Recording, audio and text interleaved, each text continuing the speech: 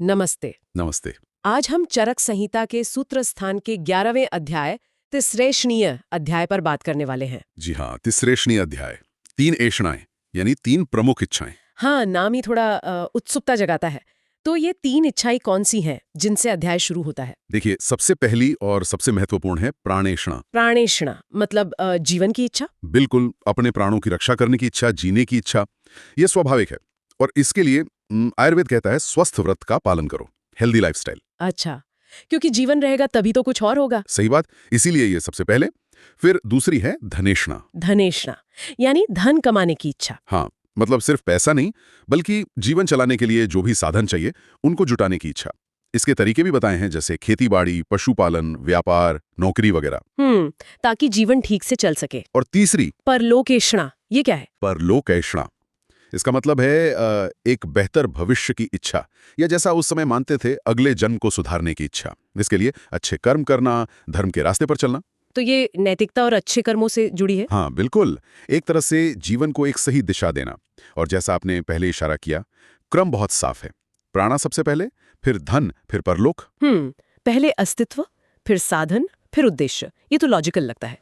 अच्छा, इसके बाद अध्याय में कुछ अलग-अलग विचारों, वादों की बात आती है। आयुर्वेद में इनकी चर्चा क्यों? ये बहुत दिलचस्प हिस्सा है।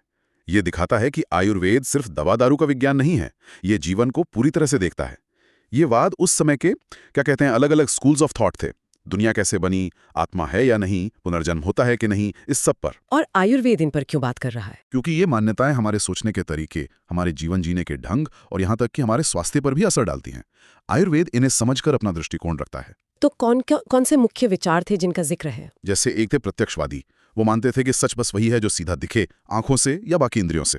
अच्छा, जो दिखता नहीं वो है नहीं। हाँ, कुछ ऐसा ही। आत्मा, पुनर्जन्म, ये सब उनको दिखता नहीं था, तो वो नहीं मानते थे। लेकिन चरक कहते हैं कि प्रत्यक्ष ज्ञान की भी सीमाएं हैं। सीमाएं? कैसी सीमाएं? जैसे कोई चीज बहुत पास हो, या बहुत दूर, या ढकी हो, या हमारी इंद्रियां ही कमजोर हों, या हमारा मन कहीं और लगा हो, तो हमें प्रत्यक्ष होते हुए भी सही ज्ञान नहीं मिलता। 8 कारण बताएं इसके। हाँ, ये तो होता है। और कौन से बात थे? फिर थे मातृपितृज्वादी।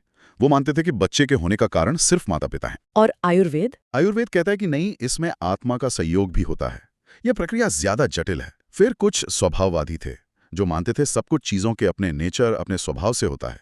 जैसे आग का काम जलना है। अच्छा। लेकिन आयुर्वेद कहता है कि स्वभाव तो है, पर चीजें मिलती कैसे हैं, अलग कैसे होती हैं, इसमें कर्म का भी हाथ है। और ईश्वर या क्रिएटर को मानने वाले? हाँ, परिनिर्माणवादी। वो मानते थे सब कुछ किसी पर या निर्माता ने बनाया है।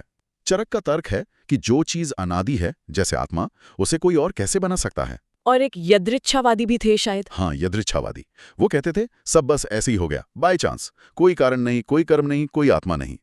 इनको सबसे ज्यादा नास्तिक माना गया है। तो इन सब अलग अलग मतों को देखने के बाद आयुर्वेद अपना रास्ता बताता होगा कि सही ज्ञान कैसे मिले। बिल्कुल, यहीं पर आती है चतुर्विद परीक्षा, ज्ञान पाने के 4 साधन।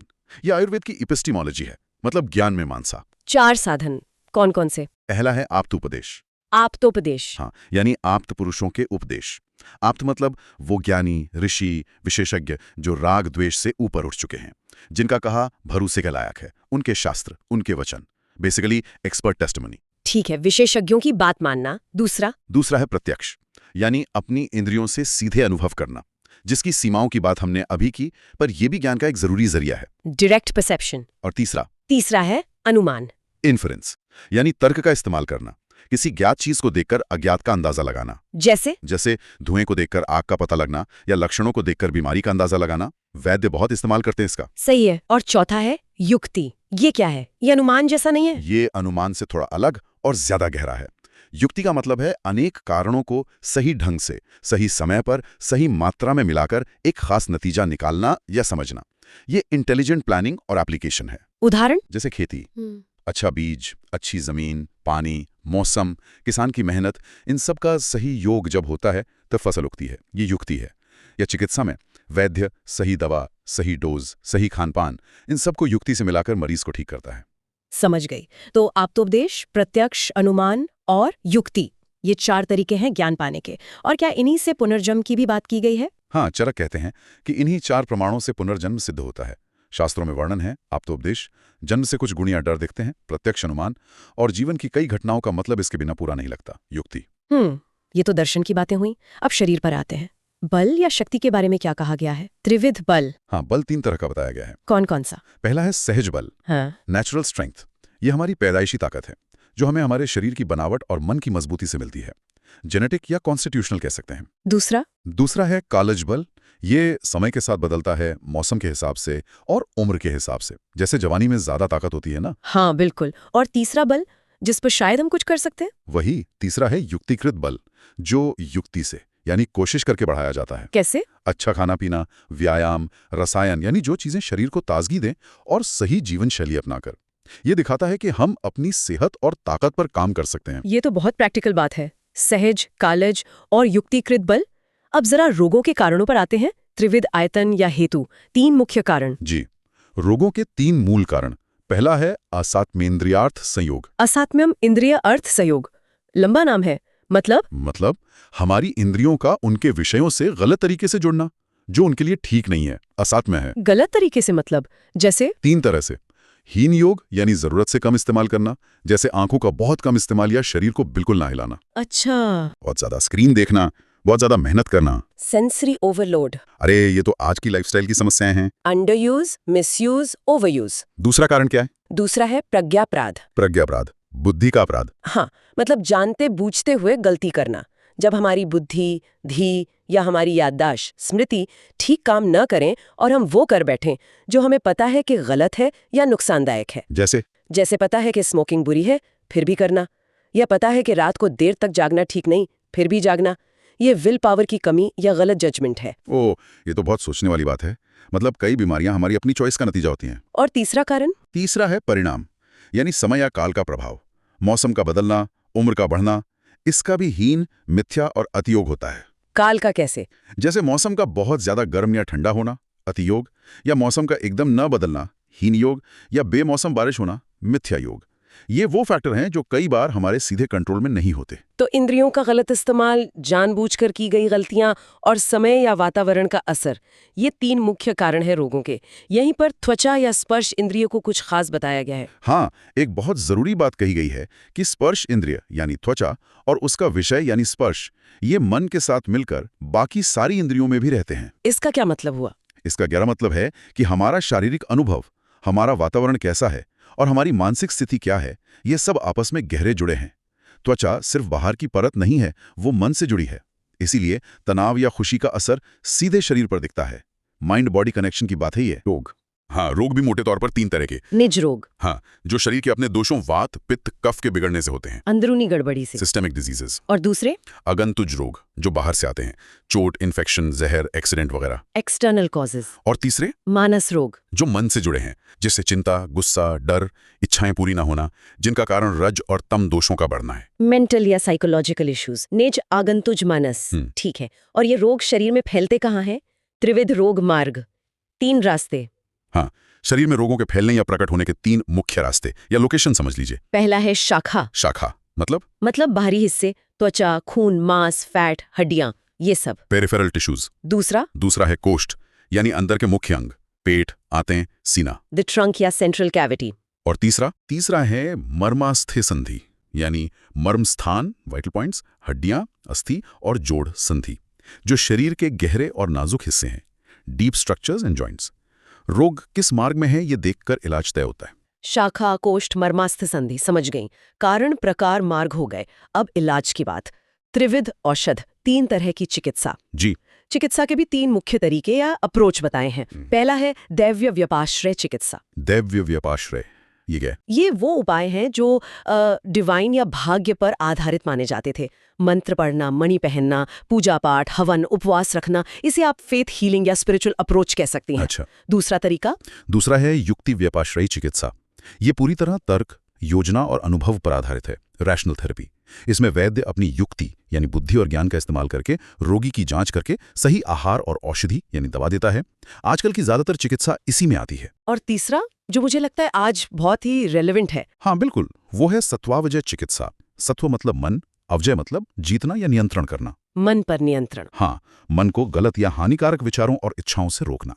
ये खासकर मानस रोगों का इलाज है। इसमें धीर, बुद्धि, धृति, धैर्य और स्मृति याददाश्त को ठीक किया जाता है। आज के ज़माने में इसे हम साइकोथेरेपी, काउंसलिंग या माइंडफुलनेस प्रैक्टिस जैसा समझ सकते हैं। दैव्य व्यपाश्रय, युक्ति व्यपाश्रय और सत्व व्यपाश्रय। वाह, कितना कंप्लीट अप्रोच है। शरीर, मन, आत्मा सब शामिल है। अच्छा, इलाज करने के तरीकों का भी वर्गीकरण है। एक और त्रिविध औषध। हाँ, एक और वर्गीकरण है कि दवा इस्तेमाल कैसे की जाए, मोड ऑफ एप्लीकेशन। वो क्या है? पहला, अंतः परिमार्जन, यानी दवा को शरीर के अंदर देना, खाने वाली, पीने वाली दवाएं, इंटरनल मेडिसिन। दूसरा? बहिर्परिमार्जन, दवा का बाहर से इस्तेमाल, जैसे लेप लगाना, मालिश करना, सेंक देना, एक्सटर्नल एप्लीकेशंस। और तीसरा? शस्त्र प्रणिधान, यानी शस्त्र का प्रयोग, सर्जरी। इसमें चीरा लगाना, फोड़ना, सिलना वगैरह सब आता है।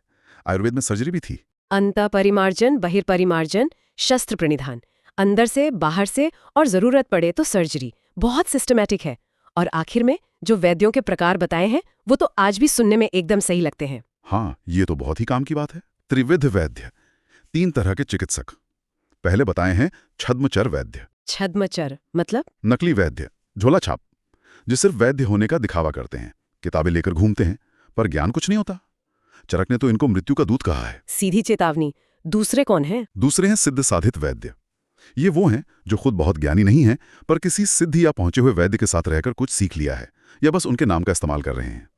इनसे इलाज कराने में डाउट रहता है, पता नहीं ठीक होगा या नहीं। और फिर सबसे अच्छे वैद्य कौन है? वो है जीवित अभिसर वैद्य या सिद्ध वैद्य, जो जीवन बचाने वाले हैं, असली वैद्य। उनकी क्या पहचान है? उनमें शास्त्र का पूरा ज्ञान, थ्योरी, और चिकित्सा करने का अनुभव, प्रैक्टिस, दोनों होते हैं।